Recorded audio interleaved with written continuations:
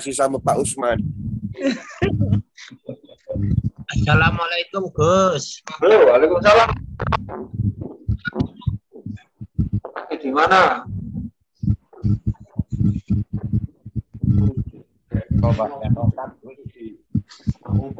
Alhamdulillah toh kerja Pak Usman. Nggih. Salam. Assalamualaikum Gus. Assalamualaikum Gus. Waalaikumsalam Pak Sutoyo. Pak Marsudi, assalamualaikum. Dulur-dulur semua di Palembang. Ini saya jelaskan. Ya nambahi saja, Mbah No sudah sip. Apa yang dimaksud oleh beliaunya tadi sudah jelas, tetapi saya hanya mengulang saja. Wilayah manusia itu tadi, pikiran, yaitu pengetahuan yang ada di otak. Perasaan itu letaknya kemanusiaan itu di perasaan. Kasih sayang yang dari makhluk, senang susah yang dari urusan makhluk, itu namanya perasaan. Hati itu tempatnya apa? Hati itu tempatnya iman. Kalau imannya belum tertancap kepada Zat yang Maha Tunggal, di situ hatinya masih belum diketahui atau masih gelap. Tetapi kalau masih gelap hatinya, adanya apa? Adanya perasaan. Loh, perasaan itu di mana meletakkannya? Diingat kembali dulu ketika hatimu belum terikat dengan keimanan kepada Tuhanmu. Nah, dulu kan belum ada ikatan dengan Tuhan, kan belum ada. Belum mempercayai hanya satu Tuhanmu, belum. Yang agama yang kau percaya kira-kira begini, kira-kira begini. Percaya kepada Tuhan, tapi yang menancap itu kebaikan. Saya harus baik begini, saya harus melakukan begini biar selamat. Jadi yang kau percaya menyelamatkan masih sebatas pada perasaanmu. Nah, perasaan itu tempatnya pada sifat keakuan. Kalau kalian melakukan kebaikan, posisimu sebagai orang yang benar, kamu merasa yakin menang, kamu merasa yakin selamat. Belum tentu kalau selamat. Kalau menang, ya. Menang dengan siapa? Dengan teman-temanmu sendiri. Kalau benar pasti merasa menang. Akhirnya bisa melemahkan orang yang salah.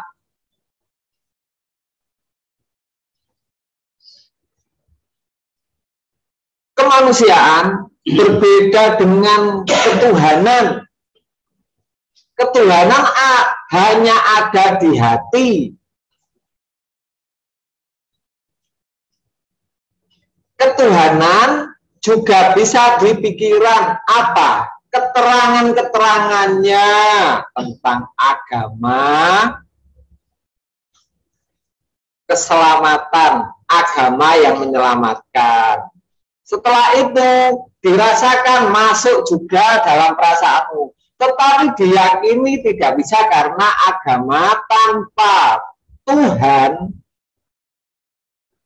itu nggak bisa ditancapkan dalam hati. Aturan agama itu jutaan, ribuan, ratusan. Apa yang kau lakukan ketika kamu mempercayai agamamu? Yang kau lakukan menjadi keyakinanmu. Kamu yakin bahwa sholatmu itu sudah benar. Kamu yakin syahadatmu sudah benar. Kamu yakin ibadahmu sudah benar. Tetapi apakah kamu sudah dekat dengan Tuhan kalau sudah benar semua yang kau lakukan?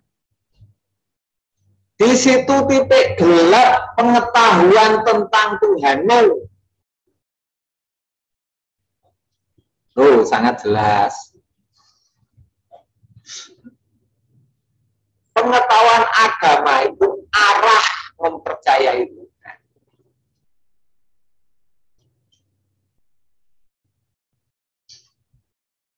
Pengetahuan agama, ibadah, itu bukan wilayah kemanusiaan,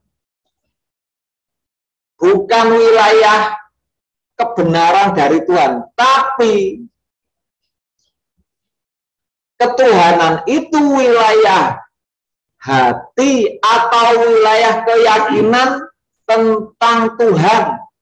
Jadi Tuhan itu bisa disentuh dengan hati. Tuhan tidak bisa disentuh dengan perasaan. Tuhan tidak bisa didekati dengan pikiran. Tetapi jalan untuk mengetahui Tuhan itu dengan pikiran. Jalan untuk bisa merasakan kedekatan dengan perasaan. Tapi jalan untuk menetapkan niatmu itu hatimu yang ada iman. Kalau hatimu belum ada rasa percaya, sebanyak apapun kalimat-kalimat dari Nabi, kalimat-kalimat dari Tuhanmu sendiri, itu tidak akan masuk dalam hatimu. Masuknya mengiyakan perasaan, tapi menjadi ketetapanmu. Oh, ternyata surat Ikhlas itu bergantung kepada Allah. Saya jadikan ketetapan untuk tetap bergantung sampai mati. Nggak mungkin. Ya, nggak mungkin. Walaupun kalian percaya bahwa Al-Quran itu benar, tapi untuk menetapkan menjadi kelakuanmu, kalian nggak tahu. Kenapa? Karena hatimu belum mengenal Tuhan, ruhnya belum hidup. Ketika ruhmu belum mengetahui Tuhanmu yang memeliharamu, ilmu agamamu hanya tanaman gersang yang bisa untuk debat dengan manusia, tapi tidak menjadikan yakin pada dirimu sendiri.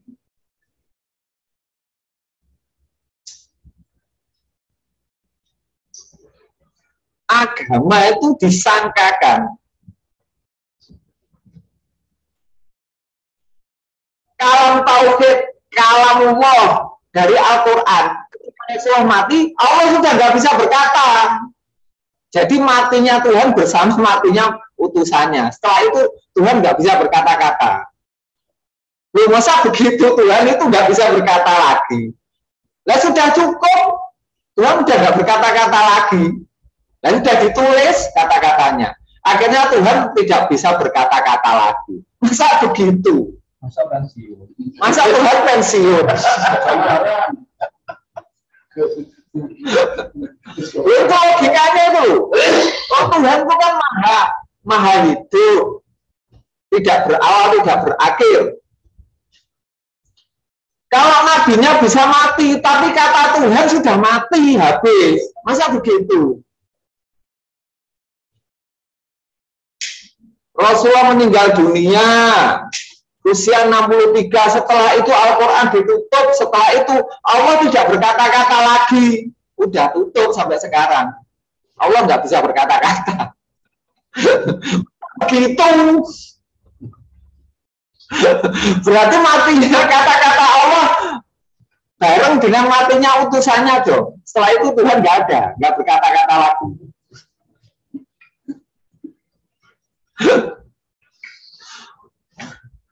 Ayo coba dipikirkan. Masuk akal kan?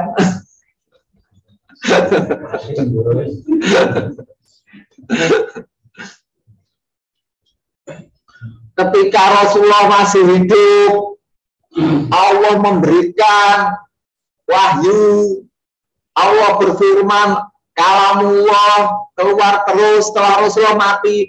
Allah sudah tidak berkata-kata lagi, kalamullah ditutup. Nah, terus Allah bagaimana? Udah nggak bisa berkata-kata. Allah ngebleng. Masa akal apa enggak? Masa Allah itu nggak bisa berkata-kata lagi setelah Rasulnya meninggal? Logikanya tuh.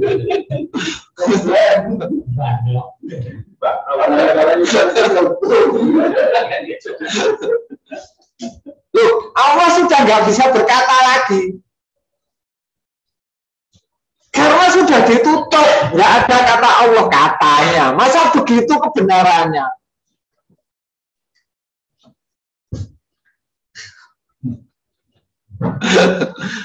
Masuk akal loh, orang itu harus masuk akal.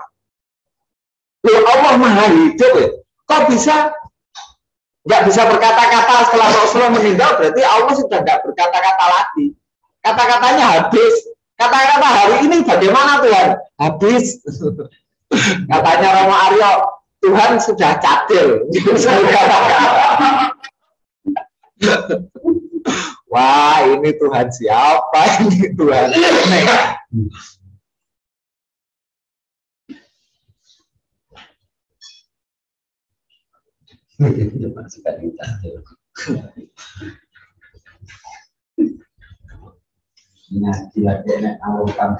Allah itu masih memberikan petunjuk.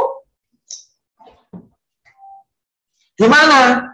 Di dalam hati manusia yang mempercayai. Kalau manusianya tidak mempercayai, ya tidak ada kata-kata Tuhan. Kata-kata Tuhan tidak berupa kata-kata seperti lisan. Bahasa Tuhan itu diberikan kepada Rasulullah setelah Rasulullah meninggal dunia. Tuhan masih berbahasa dengan siapa? Dengan orang-orang yang hatinya tersambung dengan Allah. Tersambungnya karena percaya, bukan karena menyambungkan diri, mengucapkan, memanggil-manggil Tuhan. Itu bukan tersambung. Tuhan kok dipanggil.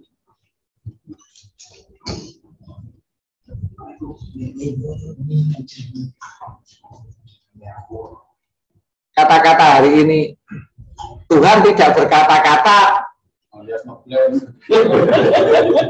setelah utusannya meninggal dunia. Jadi kata Tuhan hilang, hanya kata-kata tulisan yang sudah ditulis. Tuhan nggak bisa berkata lagi, udah habis kata-kata Tuhan. Kata Romo Aryo.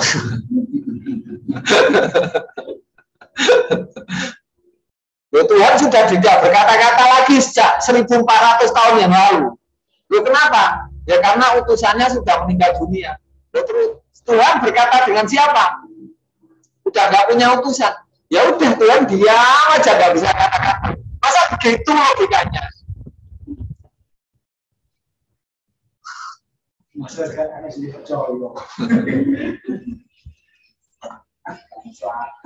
Wah, nggak masuk akal itu. Tuhan nggak berkata-kata. Meninggalnya kata-kata Tuhan bersamaan dengan meninggalnya kata-kata utusannya. Ya, masa begitu? Kata-kata Tuhan udah habis. Jangan-jangan Tuhannya sakit gigi.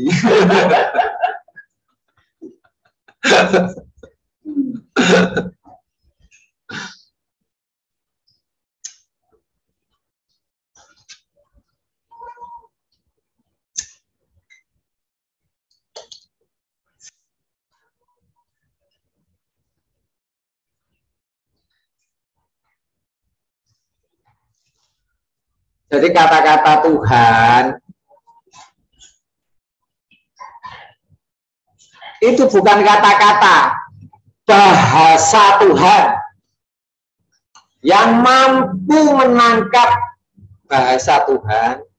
Orang yang dekat dengan Tuhan. Oh, bahasa Tuhan.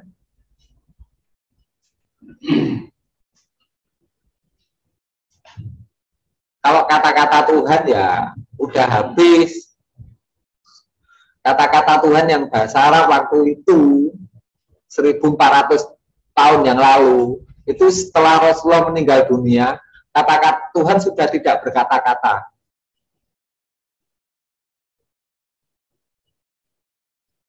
Setelah meninggal dunia, Tuhan udah ditutup mulutnya pakai lakban.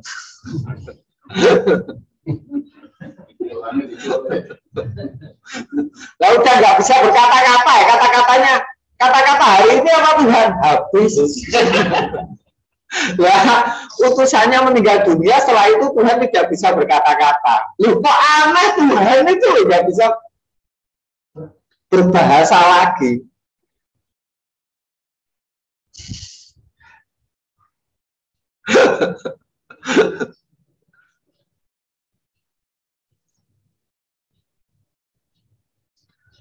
Terus yang benar bagaimana? Kalau Tuhan itu maha kuasa, kalimah Tuhan, kalamullah, bahasa Tuhan, bahasa Tuhan. Kalamullah itu bahasa Tuhan. Yang ketika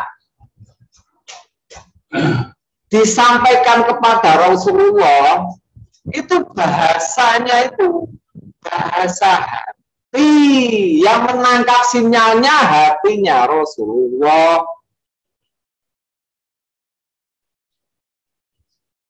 Bukan bahasa perasaan. Nah, bahasa hati yang bagaimana? Hati, saya ulang lagi, hati yang bisa berkata-kata dengan Tuhan, berbahasa dengan Tuhan bagaimana? Hatinya Rasulullah bagaimana? Hati yang ikhlas, mempercayai secara utuh kepada Tuhannya. Rasulullah mempercayai utuh kepada Tuhannya, kepada Allah, kepada yang menciptakan Rasulullah. Rasulullah itu mempercayai utuh. Dialah yang mampu menyelamatkan hidupnya sampai di akhirat. Kata-kata Tuhan, bahasa Tuhan benar. Kalau kata-kata Tuhan habis 1400 tahun yang lalu. Itu kata-kata Tuhan. Kata-kata Tuhan hari ini habis. Tuhan udah nggak berkata-kata karena kata-kata Tuhan habis sejak 1400 tahun yang lalu ketika utusannya meninggal. Setelah itu kata Tuhan habis. Tuhan nggak berkata-kata lagi. Tapi Tuhan memakai bahasanya.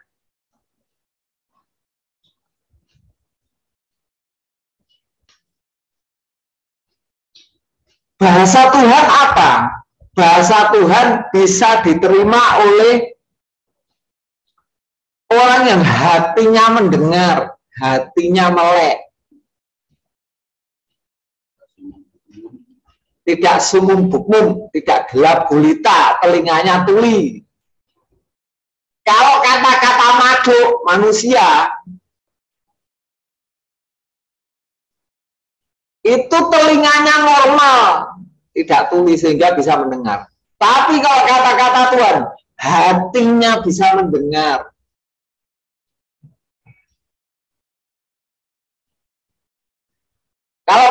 Kalau melihat makhluk itu pakai mata.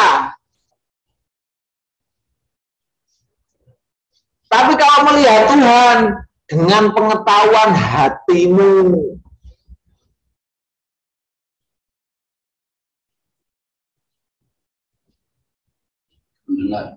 Kata-kata Tuhan habis 1400 tahun yang lalu. Setelah itu Tuhan tidak berkata-kata lagi. Tapi bagaimana? Tuhan berbahasa dengan hambanya yang mempercayai. Bahasa Tuhan pakai bahasa apa? Nomor 1, bahasa ketenangan. Nomor 2, bahasa hidayah. Nomor 3, bahasa terangnya hati. Nomor 4, bahasa arah untuk hambanya. Bagaimana cara Tuhan memberikan arah? Ketika hatimu terang, hati hamba itu terang karena Tuhan. Kedepannya itu sudah jelas niat hidupnya untuk menjadi hamba dari Tuhannya. Karena sudah menjadi keniatannya. Memilih untuk dipelihara oleh Tuhan. Memilih untuk diselamatkan oleh Tuhannya. Memilih untuk diberi rezeki oleh Tuhannya. Dan memilih tempat bergantung satu-satunya hanya Tuhannya saja. Sampai kapan? Ke depan, sampai mati. Demi Allah. Demi Allah. Jelas. Disitulah kelihatan jalan yang terang. Setelah jalan terang, otomatis dalam ketenanganmu Allah memberikan petunjuk lewat apa? Keniatanmu, keinginanmu, pengetahuanmu. Kamu mengetahui dari hari ke hari semakin luas, semakin kamu bertambah percaya kepada Tuhanmu. Semakin luas pengetahuanmu tentang Tuhanmu, semakin yakin kamu untuk menghambakan diri kepada Tuhan. Itulah bahasa Tuhan. Oh, ini loh jelas. Jelas Pak Guri. Oke. Cah kene pokoknya.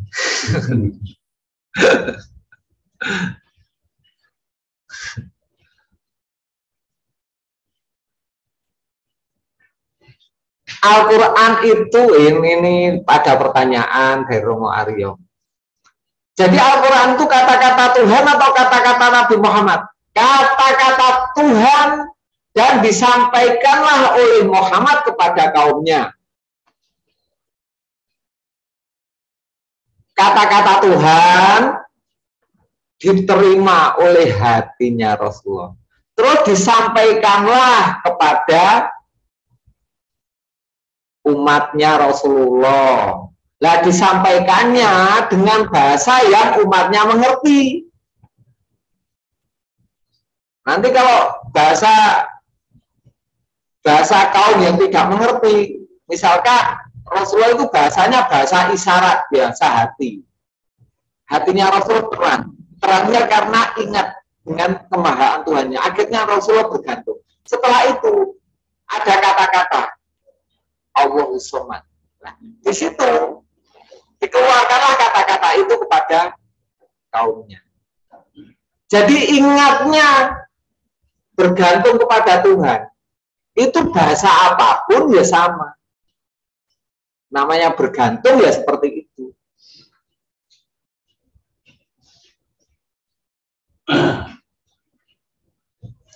Namanya iman ya seperti itu. Esensi dari iman apa? Esensinya, isinya iman apa?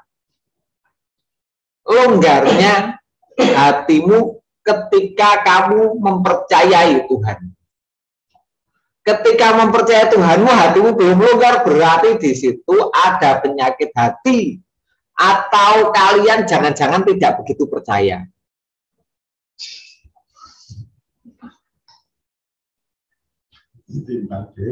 Kalau hatimu ada iman yang masuk mempercayai Tuhan, pasti hatimu longgar, nafasmu enteng. Kalau imanmu, percayamu pada Tuhan sudah masuk ke dalam hatimu, tapi hatimu nggak longgar, berarti cacat hatimu. Kenapa? Jangan-jangan kamu nggak begitu percaya dengan Tuhan.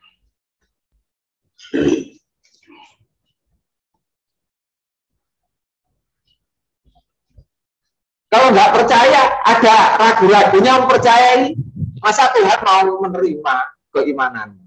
Ya nggak mungkin dong. Ya aku ya kadang percaya kadang enggak ya. Kalau nanti percaya hanya Tuhan saja bagaimana nanti? Ya lebih baik nggak usah percaya sekalian. Kan enak. Jadi orang itu bisa memilih percaya pada Tuhan atau selain Tuhan itu bisa memilih.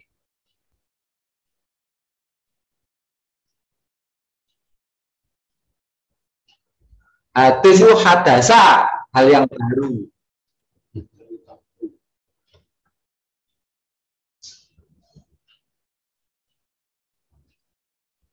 Sesuatu yang baru itu hadis.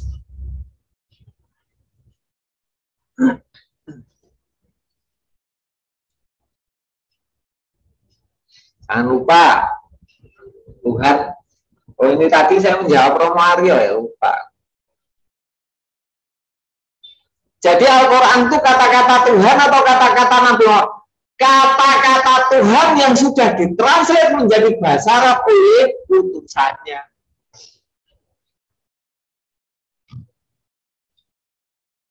Kata-kata Tuhan yang sudah ditranslate menjadi bahasa Arab oleh utusannya.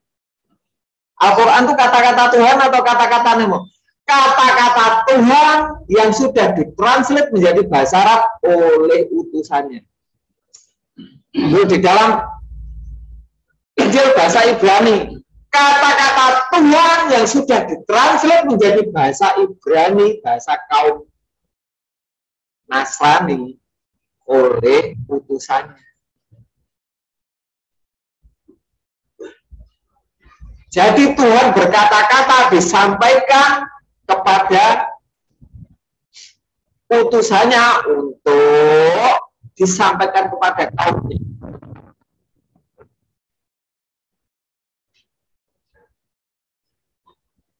Kata-kata Tuhan hari ini, jangan pernah bersedih, jangan pernah khawatir, karena Tuhan selalu bersamamu.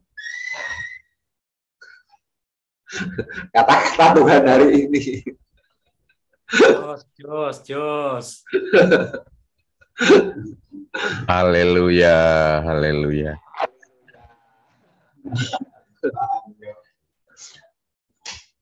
Bahasa roh itu kata-kata dari Tuhan. Kalau pemimpinnya cacat, apa Tuhan mau merangkul hambanya?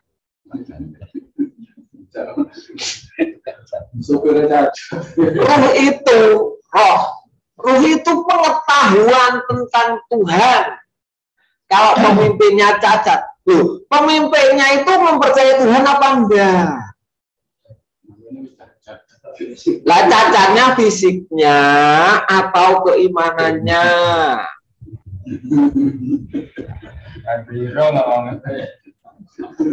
Kalau cacatnya tidak bisa berkata-kata, bagaimana bisa kata Tuhan?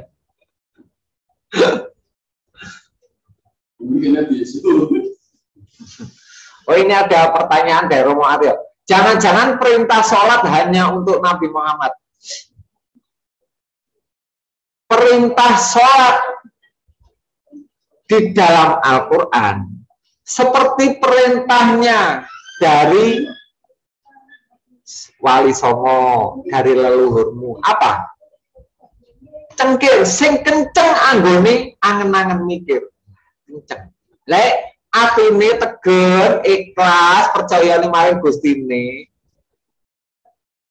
Setelah itu tegak lurus. Itu akimi sholat ali dikri. Bahasa Arabnya begitu. Akim tegak lurus kenceng, jejeg. Nek wis jejeg iso jejer. Dijejegne sik kok wayang. Kuwi jenenge sholat. Perintah sholat hanya ditranslate saja, tapi untuk gerakan itu ya, gerakan itu kesepakatan ketika di sana. Makanya Rasulullah itu pesennya untuk keselamatan, bukan sholat. Apa? Tapi sholat itu hanya amal yang diterima oleh Tuhan. Amal nanti yang pertama kali dihisab adalah sholat. Itu benar. Tapi bukan sholat yang abal-abal. Wailul musholin. Loh, kenapa sholat yang abal-abal kok neraka wil? Aladinaum an sholatihim sahun. Arti yaitu sholat yang lalai terhadap sholatnya. Loh, sholat kok lalai dengan sholatnya? Karena ketika sholat hanya gerakan saja, tetapi hatinya tidak tegak lurus kepada Tuhan. Nah, pesannya untuk selamat, akhiru kalamuhu kul la ilaha illallah dakola jannah. Loh, itu loh kunci. Akhiru kalamuhu kul la ilaha illallah dakola jannah. Kuncinya bukan kalau amal yang diterima ditimbang dulu itu sholat. Kalau amal. Tapi kalau keselamatan surga pasti kalau kamu menegakkan kalimat la ilaha illallah. Apa? Tidak ada yang saya percaya untuk keselamatan saya ke depan, termasuk dalam pemeliharaan saya dunia sampai akhirat, kecuali hanya Tuhan yang menciptakan saya ke dunia. Itulah Tuhan saya yang memelihara saya ke depan. Nah, itulah ilaha illallah.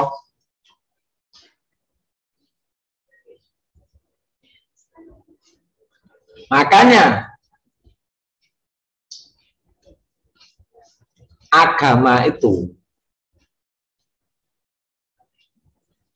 bukan urusan kemanusiaan, tapi urusan ketuhanan. Agama itu urusan ketuhanan. Kalau agama urusan kemanusiaan, loh, agama itu wilayah yang berbeda dari kemanusiaan. PBB itu udah wilayah kemanusiaan. Orang tua kita, masyarakat kita itu kebaikan kemanusiaan udah penuh. Nggak perlu diajari kalau untuk berbagi dengan orang lain, untuk tolong menolong. Nggak perlu diajari agama.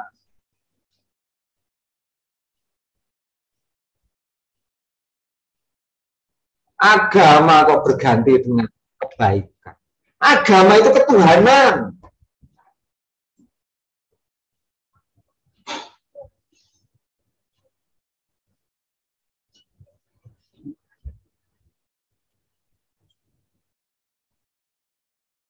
Cacatnya kehidupannya tidak relevan dengan akhlakul karimah. Haleluya. Akhlakul karimah itu bukan akhlak kemanusiaan. Makanya namanya dinamakan akhlakul karimah. Bukan akhlakul qairiyah. Bukan akhlakul hasanah. Kalau qairiyah itu temannya cewek Pak Aryo itu. Kalau karimah, akhlakul karimah, akhlak yang mulia di hadapan Tuhan. Karena Tuhan hidupnya bersandar kepada Tuhan, melakukan kehidupan lillah billah. Karena Tuhan, ikhlas karena Tuhan, bergantung kepada Tuhan, harapan kepada Tuhan sampai mati.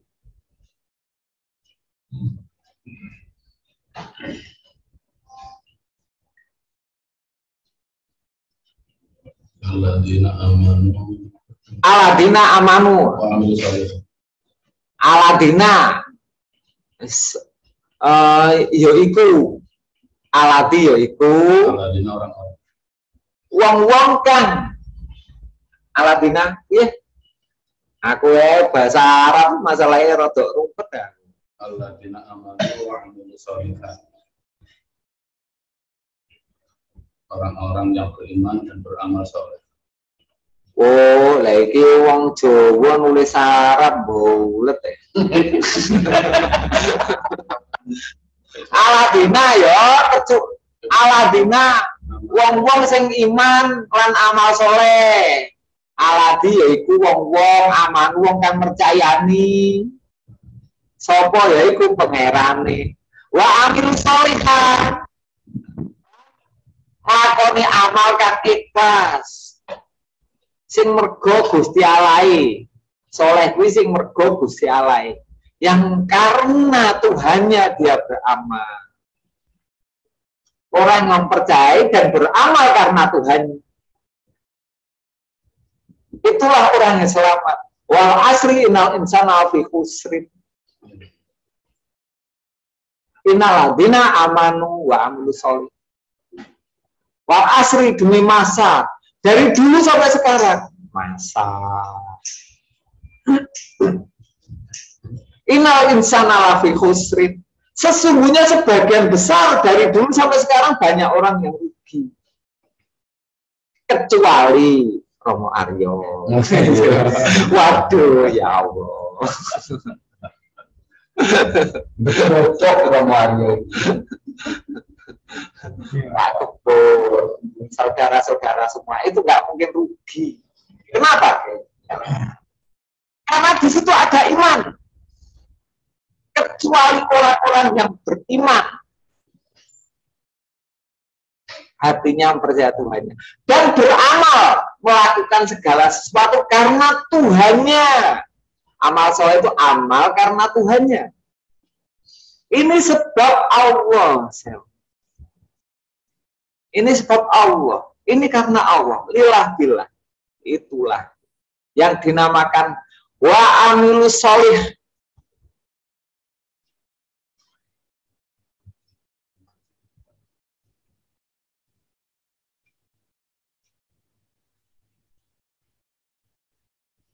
Selalu kata-kata Tuhan habis. Kata-kata Tuhan habis. Habisnya sejak kapan? Sejak Rasulullah meninggal, setelah itu Tuhan tidak berkata-kata lagi. Kan sudah ditutup. Udah 30 juz, udah nggak ada kata-kata Tuhan lagi. Nah, terus hadirnya bagaimana Tuhan nggak berkata-kata lagi, terus bagaimana Tuhan? Masa maha kuasa? Lah itu Tuhan itu bahasa dengan bahasa hati.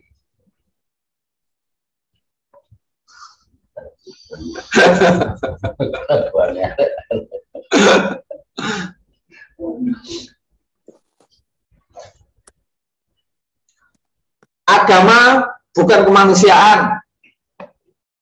Kemanusiaan bukan keagamaan.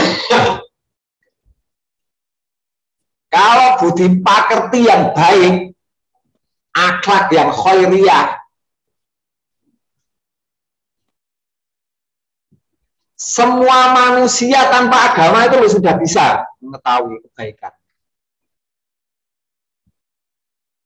Semua manusia itu mengerti tentang kebaikan. Gak usah belajar agama lo tahu. Baik buruk. PBB aja lebih detail kalau urusan baik buruk. Kok nggak menjadi agama? Loh, orang Jawa itu loh kalau urusan baik buruk kepos liro dari dulu nggak perlu agama sudah tahu. Nggak perlu diajari oleh agama. Dalilnya aja nggak tahu kok kenapa harus baik dengan orang, kepada orang tua. Yaitu karena naluri dari didikan masyarakat dan orang tuamu. Kemanusiaan itu tumbuhnya dari naluri masyarakat dan lingkunganmu. Tapi kalau ketuhanan itu kalau nggak digali, dicari gurunya yang membimbing, setelah itu digali pengetahuan hatimu. Di situ tidak tahu agama itu urusan dengan Tuhan. Kalau ada agama urusannya kemanusiaan, dia tidak mengajarkan agama, tapi mengajarkan budaya.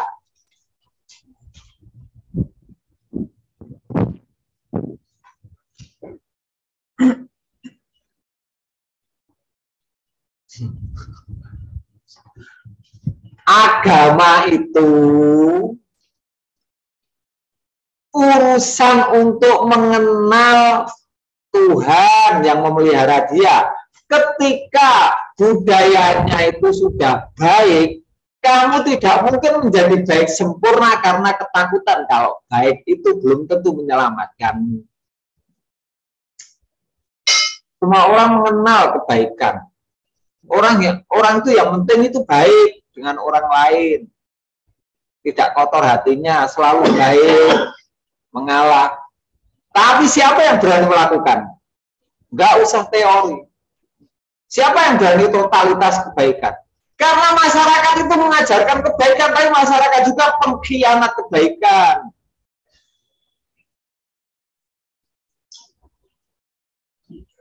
Kenapa begitu? Itu orang-orang yang mengajarkan kebaikan tuh lakukan sebaik mungkin kamu bisa melakukan kepada orang itu. Pasti kamu dibohongi. Coba aja. Kenapa? Itulah masyarakat dikenalkan agama, itu wilayah ketuhanan agar yang menjamin Tuhan agar kokoh dalam memegang kesadaran.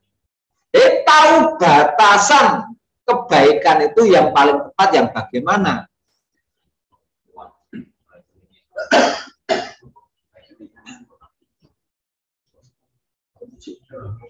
Oke, Mas Marsudi.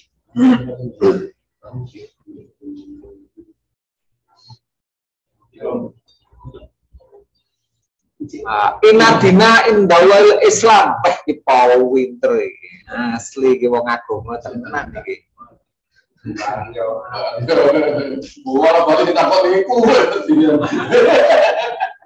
Akhir dalam ayat inadina indawal Islam arti atau maksudnya apa, Gus? Yo. Adil itu ketetapan atau sesuatu yang sudah ditetapkan. Indah di jalan Allah. Sesungguhnya ketetapan yang selamat di jalan Allah. Ketetapan di jalan Allah itu adalah selamat. Sesungguhnya agama yang di jalan Allah itulah agama yang selamat. Di jalan Allah berarti bagaimana?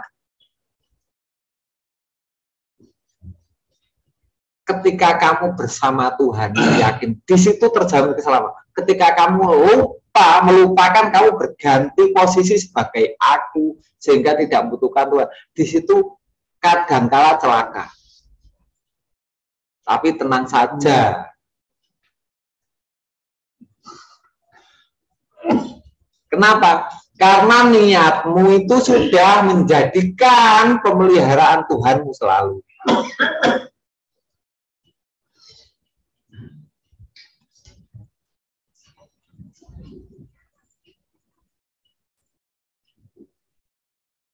Jadi inadina sesungguhnya agama atau din itu saat ketika kamu di jalan Allah bersama Allah, itulah jalan yang selamat.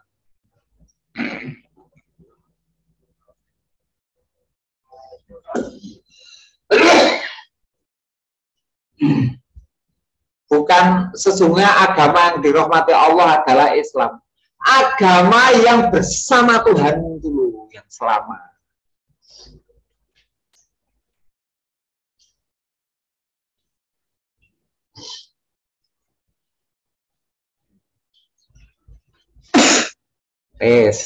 Jelas semuanya.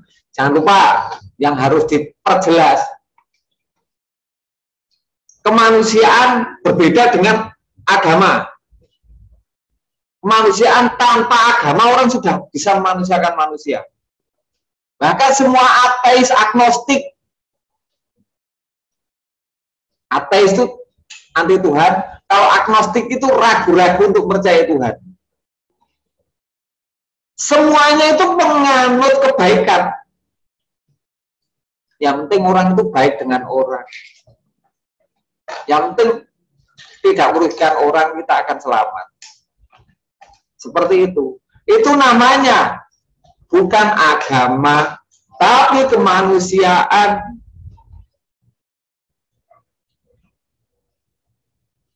Tapi agama itu wilayahnya berbeda.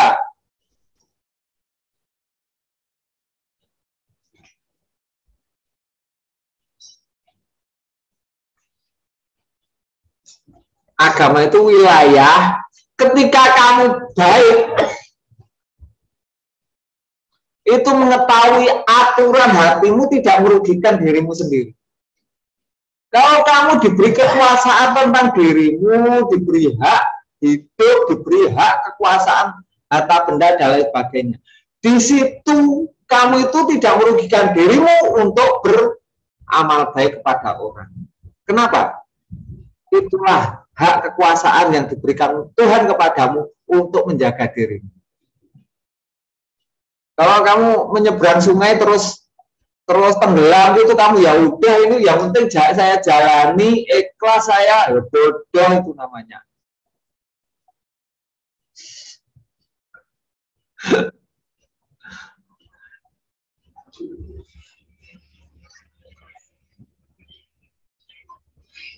Jadi agama itu urusan dengan Tuhan. Kalau kebaikan itu urusan dengan kemanusiaan. Wilayah yang berbeda tetapi bisa sinkron menjadi kelakuan. Bagaimana caranya? Yang kita percaya untuk menyelamatkan kita, yang kita percaya untuk memelihara kita ke depan, itu Tuhan. Setelah itu kebaikan seperti biasanya, tapi kokoh, ada manfaat ketika kamu mengeluarkan kebaikan.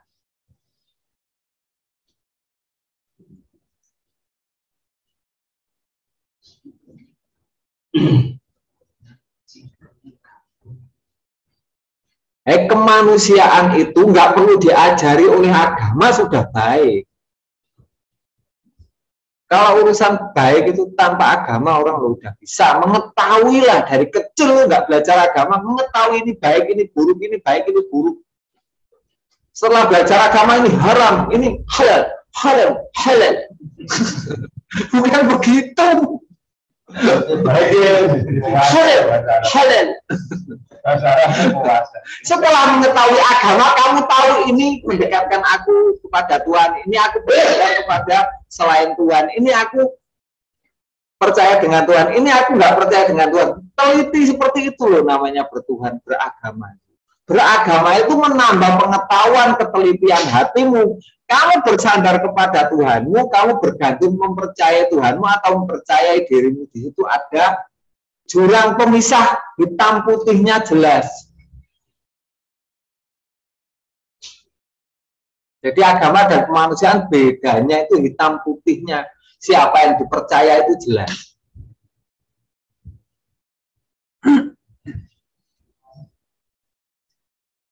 Kenapa kata Tuhan kok kurang sakral ya? Memang nggak usah sakral. Yang sakral itu hatimu dalam mempercayai itu. Nanti kalau kata Tuhan sakral, ketika saya bicara dengan Tuhan terus kamu dia semua karena ada energi mistis yang sakral.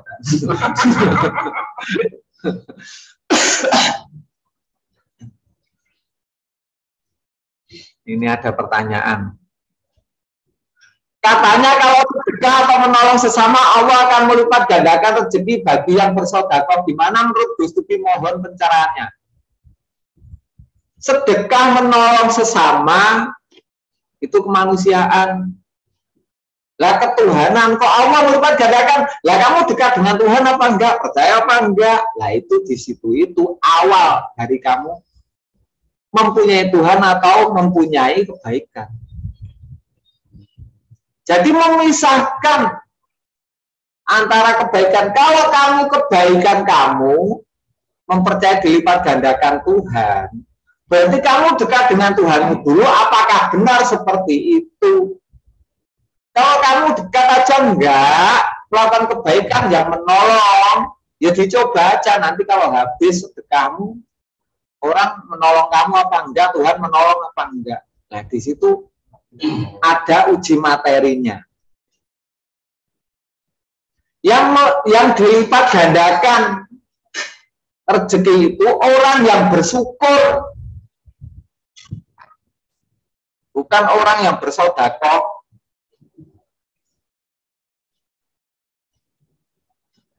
Dari rasa syukurmu itu mengeluarkanlah untuk menyenangkan orang lain. Itu amal kemanusiaan. Dari rasa syukurmu dengan Tuhan itu amal kamu dengan Tuhan.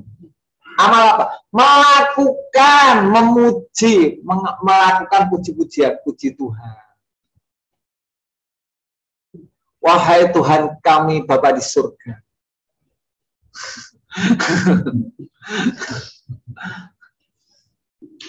Engkaulah sebaik-baik pelindung karena keimanan dari hambanya. Wahai Tuhan kami.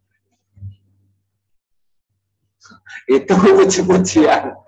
Haleluya.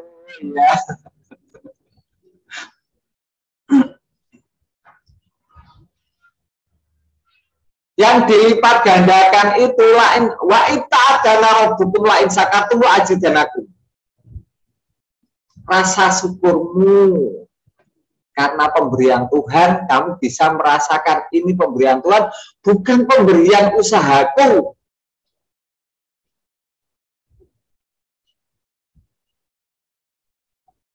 Aku sodako yang dilipat gandakan itu kan karena ketakutan saja. Untuk relasi bisnis lumayan lah, pamrih.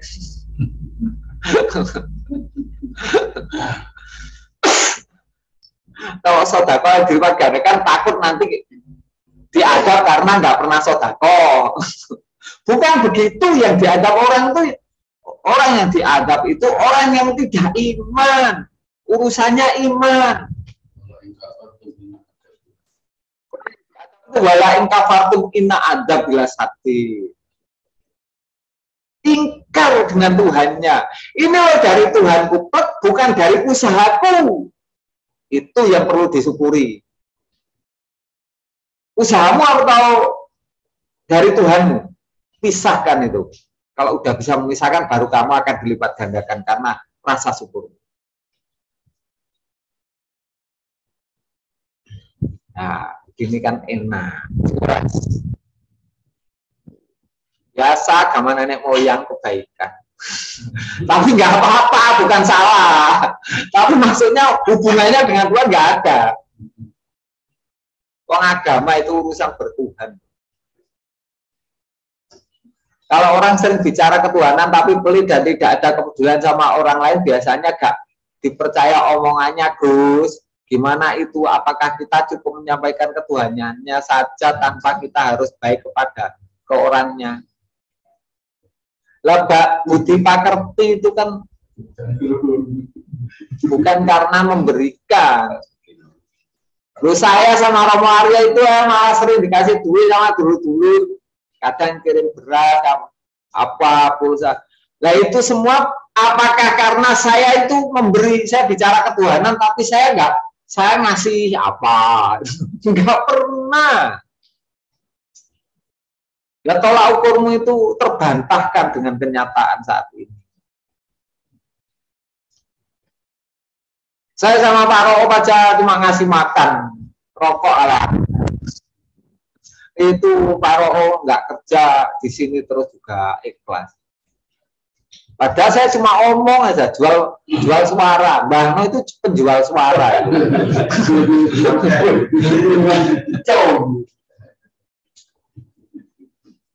Pengetahuan itu kedudukannya paling tinggi. Nah, pengetahuan itu kalau menyampaikan tentang ketuhanan, kenapa tidak digubris sama orang? Cara menyampaikannya kurang jelas dan orang itu tidak kamu sentuh agar butuh Tuhan. Kalau orang nggak butuh Tuhan, promonya kurang menarik. Ngomong aja ngoceh. promonya butuh Tuhan, gimana? Salah satu contoh seperti ini. Kamu udah dekat dengan Tuhan, setiap hari ibadahnya tekun apa enggak? Lah agamanya apa tuh? Oh berarti kamu pasti aktif, pasti kamu percaya dengan Tuhan. Tapi hatimu sudah tahu Tuhan tuh yang mana. Nah setelah itu, saya itu nggak tahu ya, penting saya melakukan ikut ini, saya kan dipeseni sama kiai saya, guru saya. Disitulah namanya tak gelap, kamu mengikuti. Nah, cara yang cerdas seperti itu loh, dialognya dipakai. Kan ngomong aja ceramah loh, orang diceramain. Dialog, jangan biasakan monolog.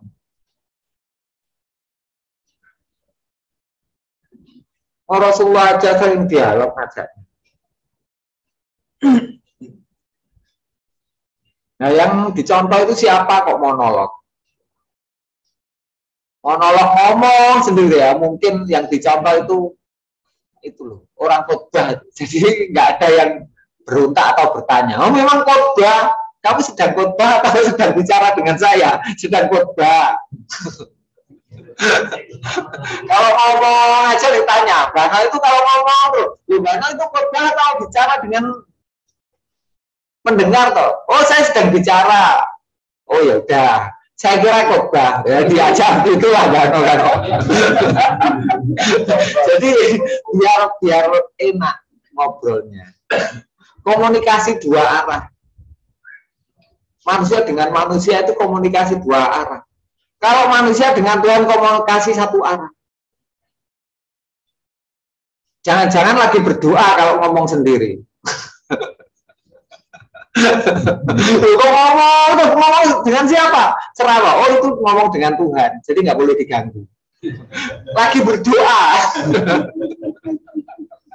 Nyerok demit.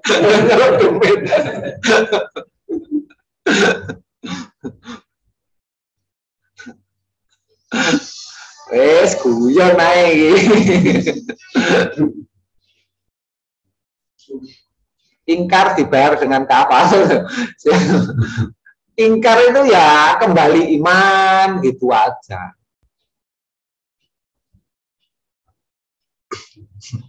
Monolog itu lagi bicara dengan Tuhan. Jadi ceramah tapi bicara dengan Tuhan. Itu monolog. Oh dia lagi bicara dengan Tuhan. Berdoa namanya. Itu berdoa loh. Seperti itu. Nggak bicara dengan kita yang mendengar. Sesungguhnya dia lagi berdoa. Jadi nggak boleh diganggu. Itu namanya. Ya namanya dialog ya pasti harus saling nyambung. Kalau nggak nyambung namanya monolog atau lagi berdoa.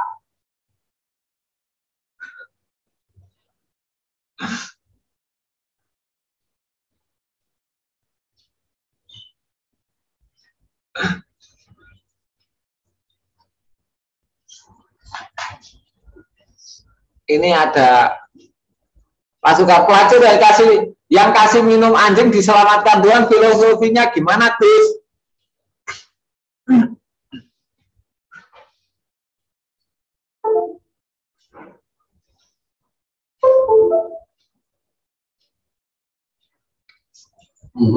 Pelacur itu buat apa? Lo paham? Pelacur yang kasih minum anjing itu dari sejarah cerita kaum Israel. Ada kisah, ada seorang pelacur itu bagaimana tuh? Sering menjual harga dirinya.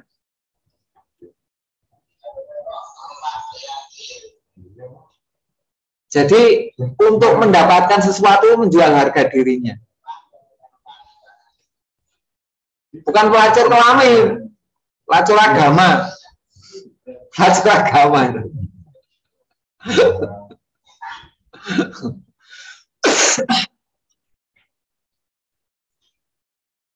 Setelah itu ada orang yang setia ketika dikasih minum, nah, dikasih kata-kata yang indah, kata-kata yang bagus. Pelacur agama itu ngasih minum sehingga tenang, anjing-anjing itu mengikuti dia.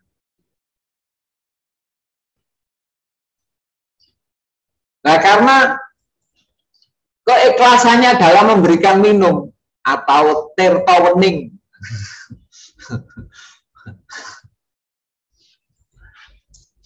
anjing itu manusia, bukan anjing. Kenapa ngurusin anjing? Manusia yang mengikuti tanpa mengetahui apa-apa, yang nggak penting ngasih makan. Yang penting ngasih makan. Karena anjing kan urusannya dengan daging dan tulang.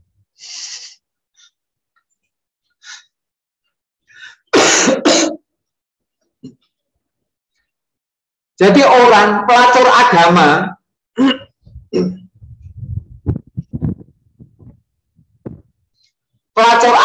yang ngasih minum, memberikan fatwa, memberikan kata-kata, tertawening, air suci kepada pengikut yang di situ pengikut setianya, yang karena memang sering dikasih makan setianya. Nah, di situ menjadikan ikhlasnya ketika memberikan tertawening itu loh, membawa dirinya itu bisa terbawa kepada kesadarannya sendiri.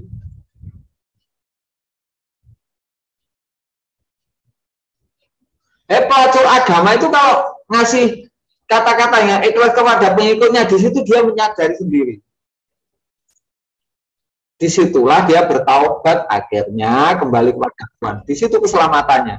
Letak keselamatan ketika memberikan Romo Aryo omong ikhlas, tertaweningnya metu mak bodoh, wah sumber ini bening tenan.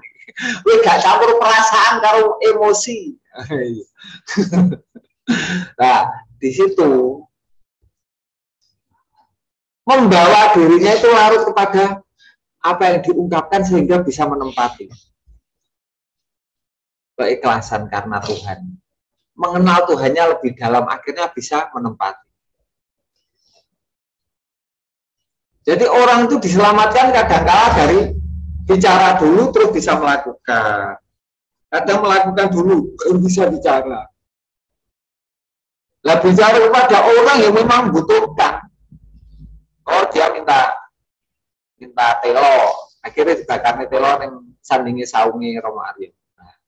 Nah, setelah itu dikasih beras, terus dikasih tertawening. Nah, di situ tuh di Romo Aryo baru bisa menempati. Oh, beginilah. Bicaranya itu ternyata bisa menempati keikhlasannya setelah itu. Nah, itu jalan diselamatkan oleh Tuhan.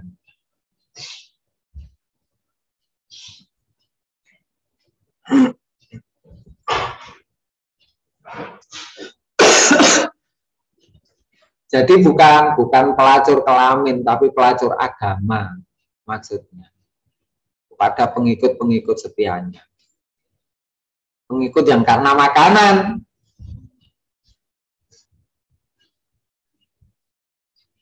Anjing-anjingnya maksudnya. Tapi itu contoh, saya kasih contoh. Jadi filosofinya semuanya itu kalau anjing yang mengikuti tuannya di gua di Ashabul Kahfi tidur selama 365 tahun, 360 tahun atau 300 tahun lah.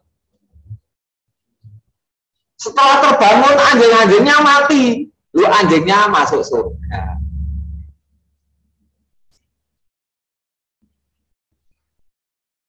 Gak usah ngel-ngel enak cerita ini.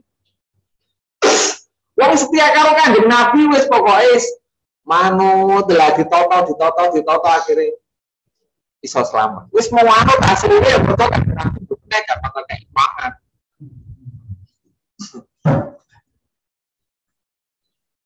Mau anut deh pokoknya. Nah di situ Kalau anjing bisa selamat, udah ada. Kalau pelacur yang selamat, ada. Siapa? Ketika orang memberikan omongan yang memang jujur dari hatinya tentang kebenaran yang harus dilakukan oleh orang yang setia kepadanya, di situ itu menjadikan jalan. Jadi pelacur tuh begitu. Masa Tuhan ngurusin kelamin? Tuhan apa? Urusan kelamin. Masa bidan? Tuhan tuh ngurusin hati dan keimanan. Kalau Tuhan ngurusin kelamin ya Tuhan apa itu? Bingung saya. Gak logis kalau urusan dengan Tuhan, keselamatan di hadapan Tuhan, urusannya itu hanya kelamin.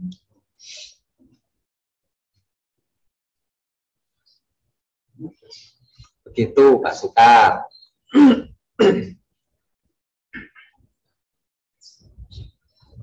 Terus adakah manusia di muka bumi yang sempurna kayak rokok sampurna mil? Ada. Siapa manusia yang sempurna? Manusia yang bertobat secara sungguh-sungguh kepada Tuhannya. Asalnya bersandar kepada dirinya, kemampuannya, atau selain Tuhan. Setelah mengatakan tobat, nggak mau lagi bersandar kepada selain Tuhannya. Itulah orang yang sempurna.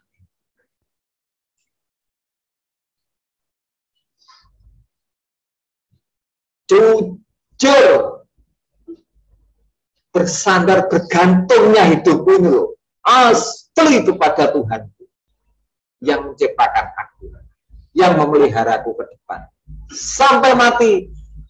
Benar-benar aku bertaubat untuk bersandar kepada selain Tuhanku.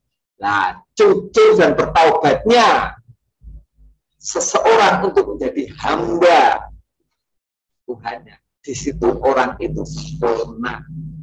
Siapa itu? Ya kalian semua. Amin.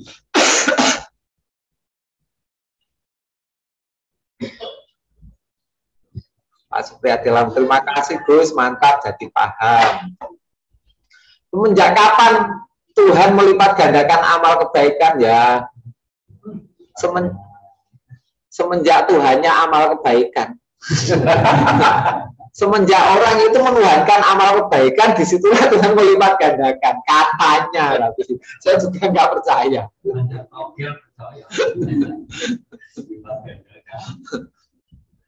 Kalau amalnya ke Bantar Togel bisa lipat ganda. Itu lipat 60 itu.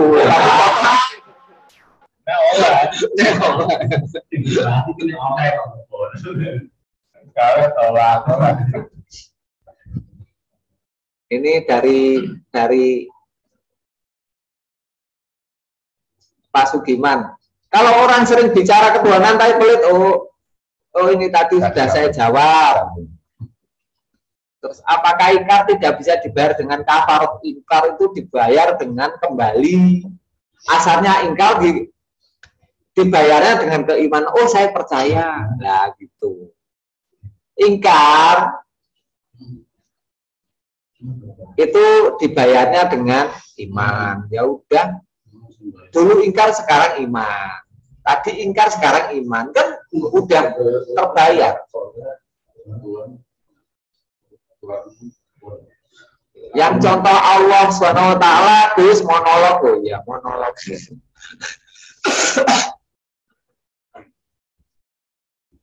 Tuhan itu monolog, bicaranya hanya dengan ketentuan kepastian.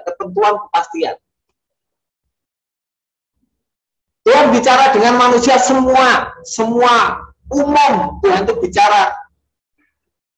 Bahasa Tuhan itu apa? Ketetapan. Orang itu nggak mampu lari dari kenyataan. Yang dinyatakan menjadi takdir itu loh. Saat ini yang kita terima itu loh. Itu Tuhan yang memberikan. Itu monolog. Nah, bahasa Tuhan, bahasa takdir yang diberikan. Itu cara Tuhan berbicara dengan semua makhluk. Makanya semua makhluk di langit dan bumi semuanya bertasbih. Subhanallahi ma fis samawati wal ardh. Nah, kita Arabi kira Mario.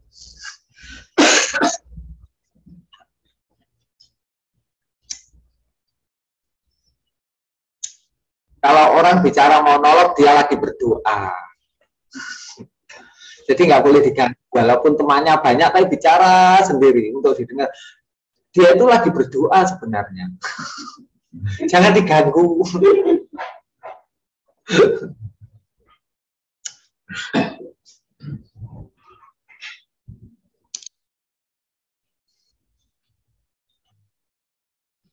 Oh ini ada Mbak Tari. Ibu secara tauhid itu kan imam kita Gus. Ya, imam kita Gus Tubi. Lalu kalau dalam Al-Quran ibu harus menyusui anaknya sampai 2 tahun, itu maksudnya secara tauhid gimana? Ya sebelum kamu itu masanya lebih dari 2 tahun nggak boleh disapi, nggak boleh saya lepaskan. Saya pegang terus. 2 masa 2 tahun. Rong 3 rong rendeng. Rong Arya teke rong 3 rong rendeng.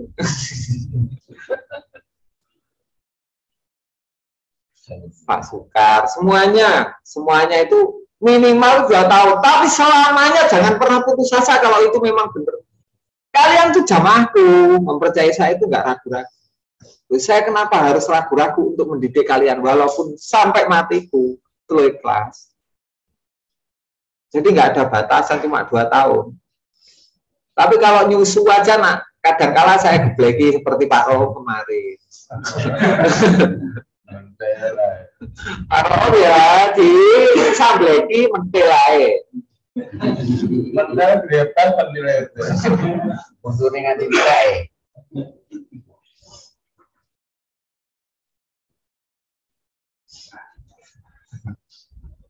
Kalau ngasih minum aja masuk surga, apalagi Mas Chandra ngasih makan dan minum Miko ya.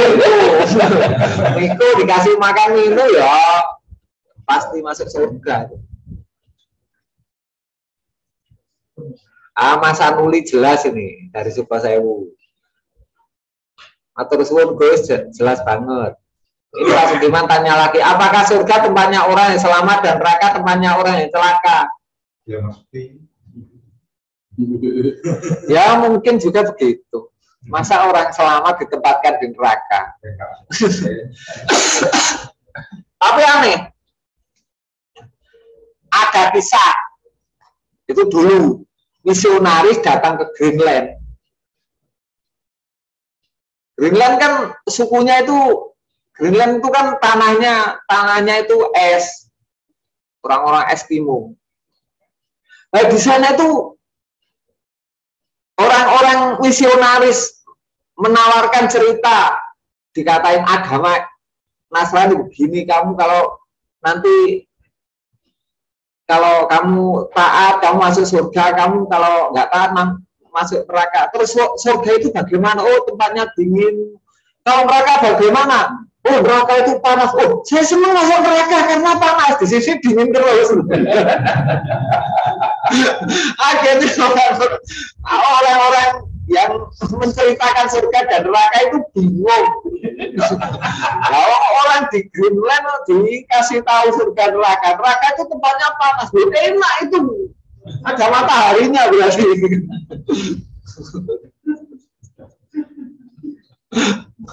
Itu kisah misionaris waktu ke Eskimo di Greenland dekat Kanada.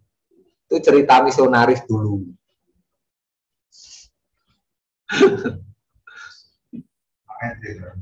Orang yang sudah beriman tapi masih mau bermaksiat, apakah imannya belum sempurna atau memang Allah berkehendak begitu?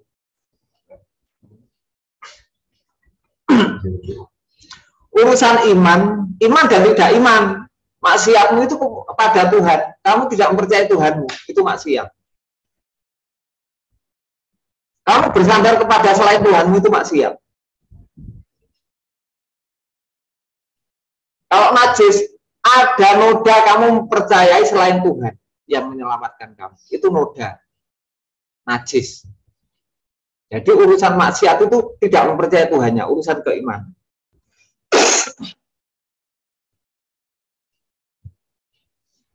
Kalau urusan kebaikan, kamu kalau nggak baik sama tanggamu mungkin ya disatru.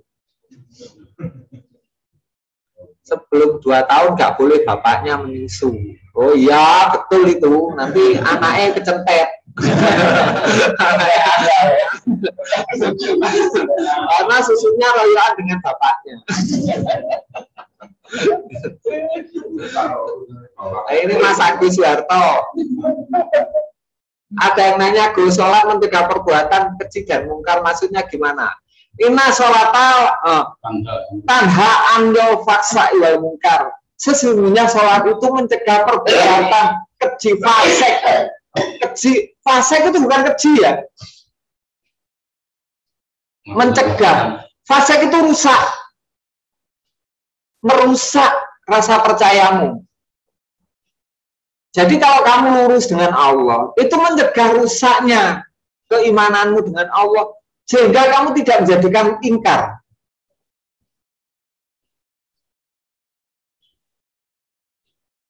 Inna sholata tanha anil faksa'i wal munkar. Salat itu mencegah rusaknya imanmu, rasa percayamu dengan Allah itu nggak rusak, mencegah. Jadi kamu tercegah. Dan mungkar, dan kamu menjadi ingkar dengan Tuhan. Jadi keterangannya jelas kalau di sini. Kalau sholat kok ya tetap nggak percaya dengan Allah. Ya itu sholatnya siapa? Sholatnya orang yang tidak dekat dengan Allah.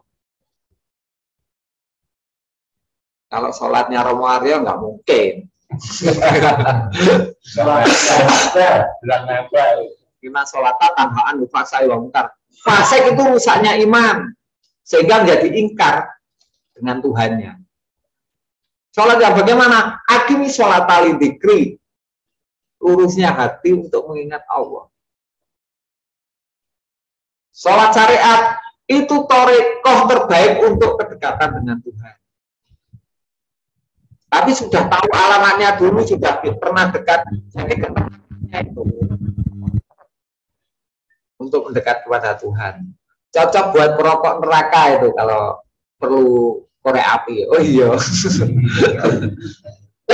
Ya harus paham, apalagi masalah kebaikan jadi gamblang.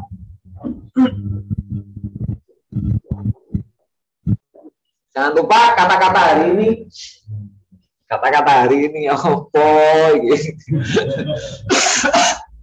Tuhan tidak berkata-kata lagi karena Tuhan, kata-kata Tuhan telah habis ya semenjak Rasulullah meninggal dunia, sehingga kata-kata Tuhan dibukukan. Setelah itu Tuhan tidak berkata-kata. Lalu bagaimana Tuhan berbicara dengan manusia setelah Rasulullah?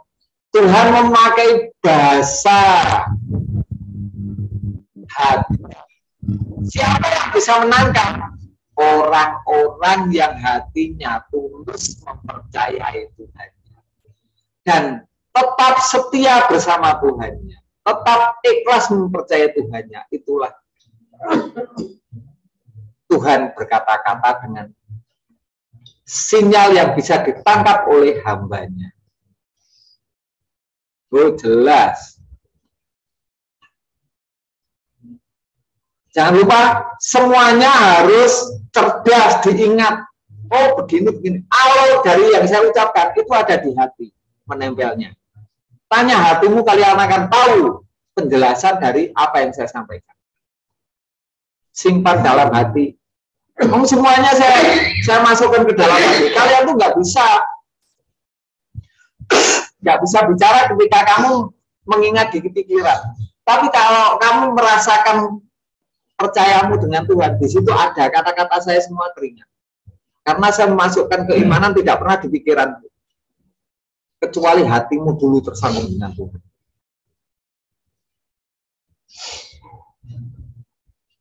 Itu aja dari saya. Mohon maaf, saya nggak bisa menyapa satu persatu dulurku kabeh. Tapi ojo kuwatir. Jenengan kabeh iki dulurku donya akhirat. Wis dadi sumpahku nyanggone Gusti Allah. Demi Allah. Gitu. Dari saya akhiri. Mudah-mudahan kita bertemu lagi lain waktu, atau ikut di TikTok atau ikut di RBT-an. Nanti terserah dulu. Semuanya disapa kalau ikut RBT-an. Tolong itu yang sering RBT-an. Semuanya diajak lah biar komunikasi terjalin. Mudah-mudahan kita tetap dalam perlindungan dari Allah SWT. Saya akhiri. Ihdinas siratal mustaqim. Assalamualaikum warahmatullahi wabarakatuh. Waalaikumsalam. Waalaikumsalam warahmatullahi wabarakatuh.